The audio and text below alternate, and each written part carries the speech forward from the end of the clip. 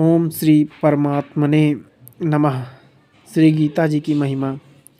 वास्तव में श्रीमद् भगवद गीता का महात्म्य वीणा द्वारा वर्णन करने के लिए किसी की भी सामर्थ्य नहीं है, क्योंकि यह एक परम रहस्यमय ग्रंथ है। इसमें संपूर्ण वेदों का सार संग्रह किया गया है।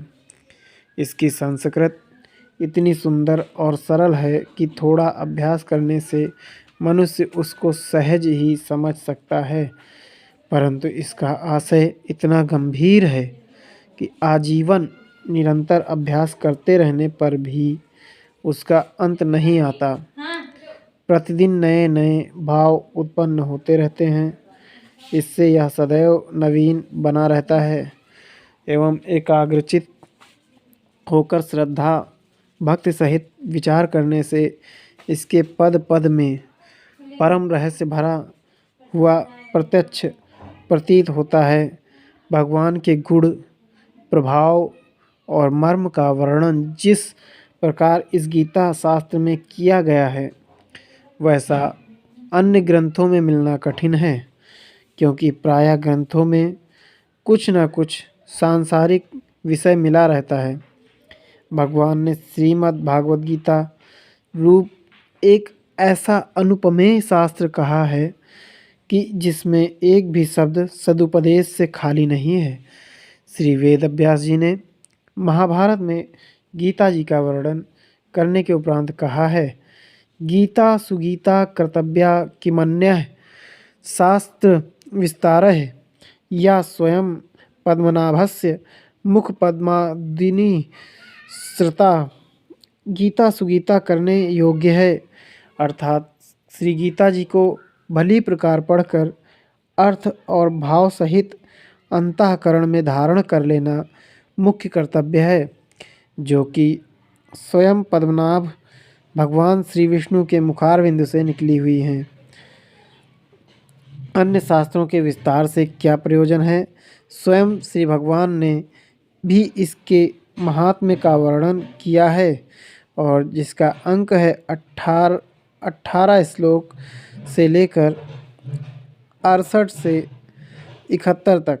इस गीता शास्त्र में मनुष्य मात्र का अधिकार है, चाहे वह किसी भी वर्ण आश्रम में स्थित हो, परंतु भगवान में श्रद्धालु और भक्ति युक्त अवश्य होना चाहिए, क्योंकि भगवान ने अपने भक्तों में ही उसका प्रचार करने के लिए आज्ञा दी है, तथा यह भी कहा है कि स्त्री, वैश्य, शूद्र और पाप योनि भी मेरे परायण होकर परम गति को प्राप्त होते हैं।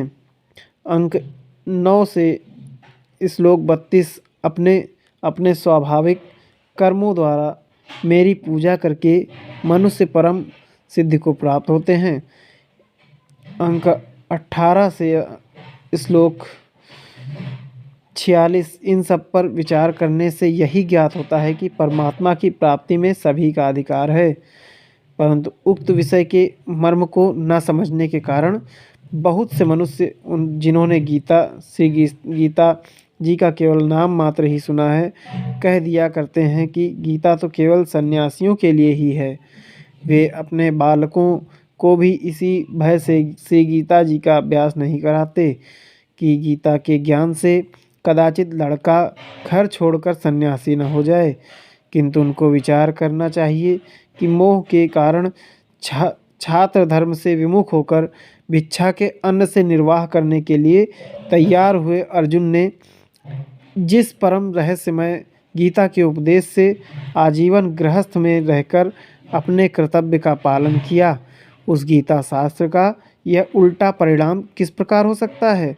अतएव कल्याण की इच्छा वाले मनुष्यों को उचित है कि मोह का त्याग कर अतिशय श्रद्धा भक्तिपूर्वक अपने बालकों को अर्थ और भाव के सहित श्री गीता जी का अध्ययन कराएं एवं स्वयं भी इसका पठन और मनन करते हुए भगवान के आज्ञानुसार साधन करने में तत्पर हो जाएं, क्योंकि अति दुर्लभ मनुष्य शरीर को प्राप्त होकर अपने अमूल्य समय का एक क्षण भी दुख मूलक क्षणभंगुर भोगों के भोग में नष्ट करना उचित नहीं है। आगे का विषय हम कल चर्चा करेंगे, क्योंकि ये बहुत ही मार्गदर्शन करने वाला है। और जैसा कि शूद्र और सभी लोग कहने लगते हैं कि नहीं, कोई भी ग्रंथ हमें नहीं स्वीकार करते हैं, तो ऐसा नहीं है। इसमें आप लोगों को भी समय दिया गया है, आप लोगों की भी बात हुई है। और पूरा सुनने के लिए हमारे चैनल को ज़रूर सब्सक्राइब करें, ज़रूर फॉलो करें, और हम इसके बारे में अगले ही पार्ट में चर्चा करेंगे। श्रीमद् भगवत गीता सभी को एक समान मानती है, और भगवान श्री कृष्ण ने अर्जुन को उपदेश देते हुए जो कुछ जितना जिस तरह से बताया है, हम उसी प्रकार से प्रस्तुत करने का प्रयास करेंगे, आप लोगों के समक्ष रखने का प्रयास करेंगे। भगवान श्री कृष्ण और भगवान विष्णु के मुख से जितने भी शब्द वचन सवाल जवाब अर्जुन द्वारा किए गए हैं, और भगवान श्री कृष्ण ने जिनके जिनके जवाब दिए हैं, उन सभी का हम जिस प्रकार से भगवत गीता में प्रस्तुत किया गया है, उसी प्रकार से हम आपके सम्मुख प्रस्तुत करने का प्रयास करेंगे। जय श्री कृष्ण, जय राधा रानी।